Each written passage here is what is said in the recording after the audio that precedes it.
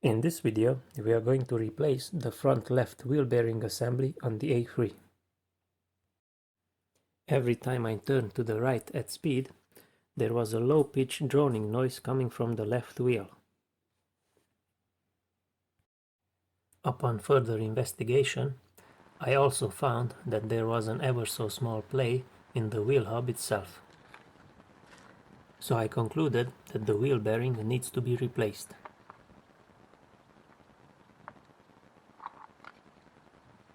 Let's begin. Before you jack up the car, remove the wheel center cap and loosen the hub bolt. For this, you'll need a 27mm socket and a hefty brake bar.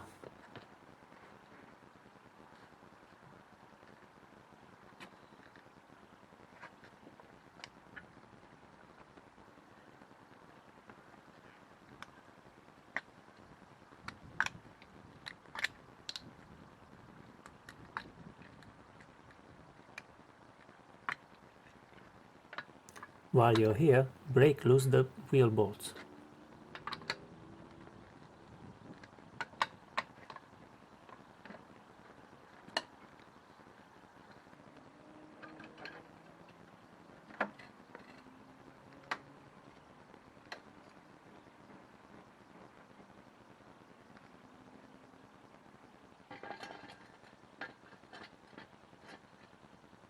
Jack up the car, safely put it on jack stands, and then proceed to remove the wheel normally.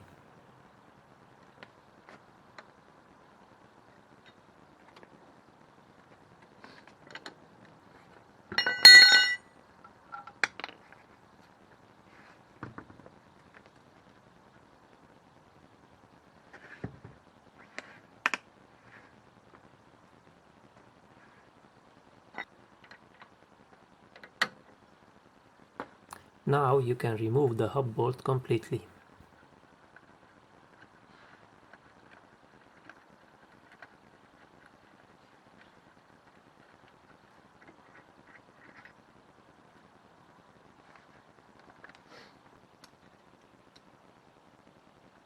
The brake disc and caliper have to come off.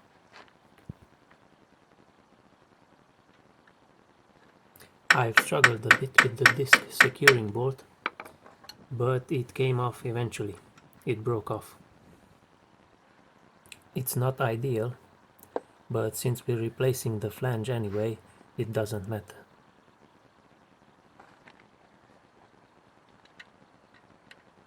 Next, I remove the caliper by loosening the slider bolts with a T40 Torx key.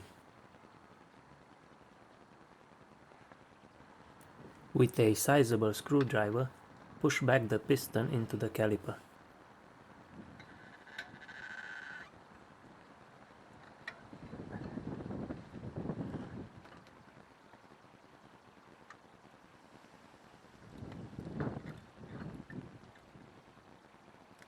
Once it's off, hang it to the spring with a piece of wire or something similar.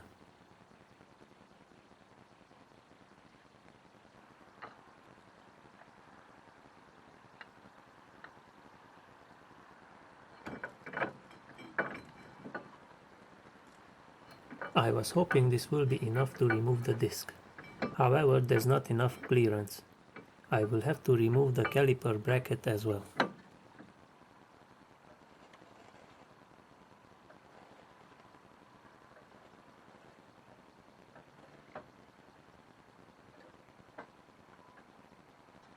The bracket is held in place by two massive bolts, and they are proper tight.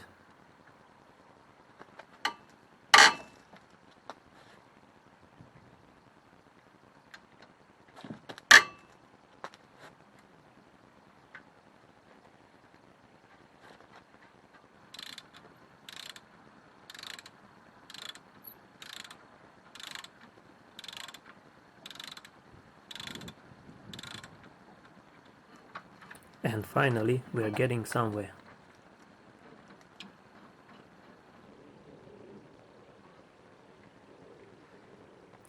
Push the drive shaft as far back as it will go, and then locate the 4 bolts that hold the bearing assembly in place. To remove said bolts, you will need an M12 spline bit.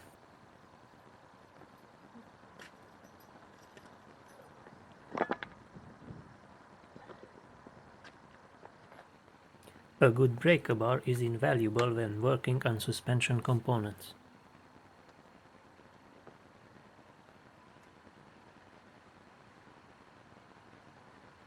Turn the wheel as necessary to access all 4 bolts.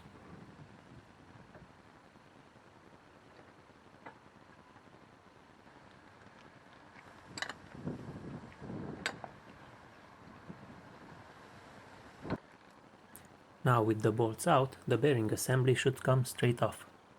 Only it doesn't. Don't be afraid to give it a few well-placed whacks with a hammer.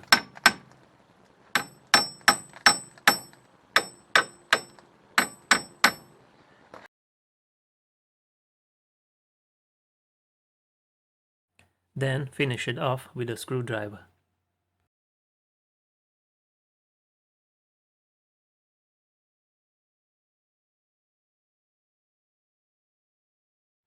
And here it is.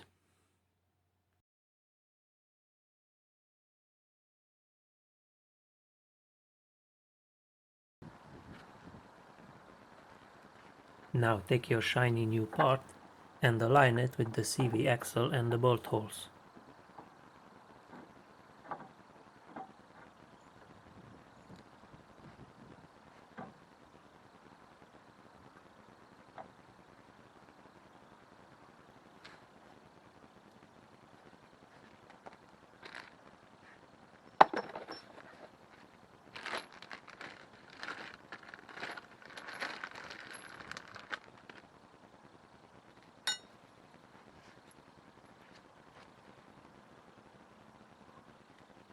Put in the new bolts and tighten them properly.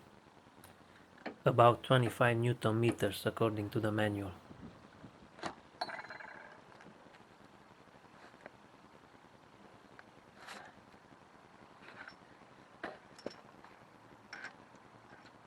Thread in your new hub bolt, and you will need a new one. You're not allowed to reuse the old one.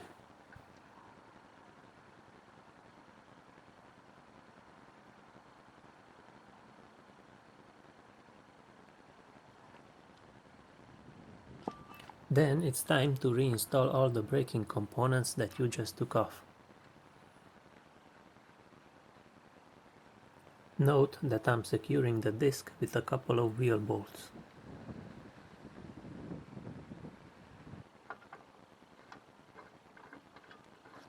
The bracket goes back on.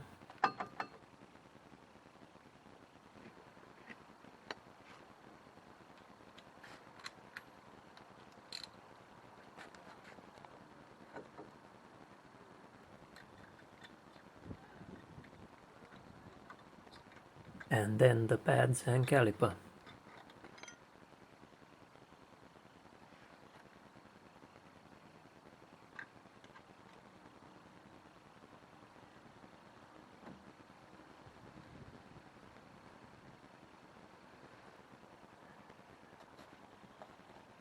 Prevent the disc from turning with a screwdriver or something similar. And now it's time to torque down the hub bolt. According to the manual, the hub bolt should be torqued down to 200 Newton meters initially, and then add a half a turn when the wheel is on the ground. If you don't have a torque wrench, don't despair. By using one of these online calculators, you can estimate the amount of torque based on your body weight and the length of your breaker bar.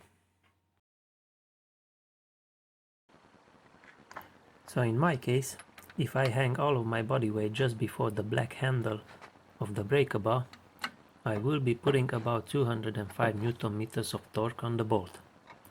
And that's good enough for me.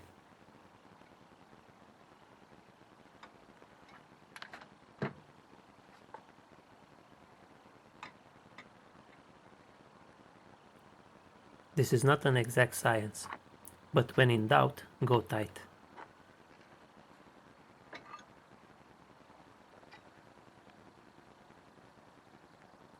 mark the current position of the bolt.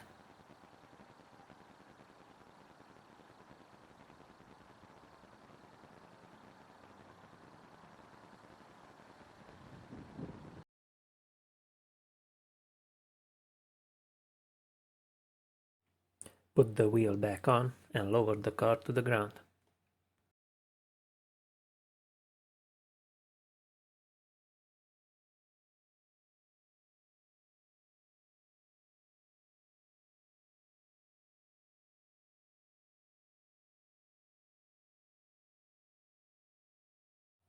Fully torque the wheel bolts.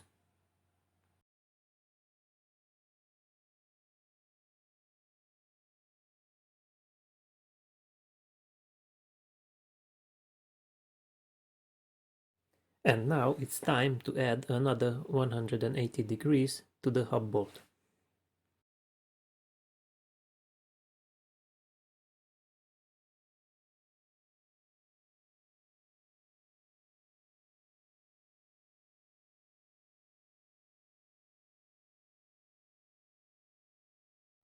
That's all folks, thanks for watching.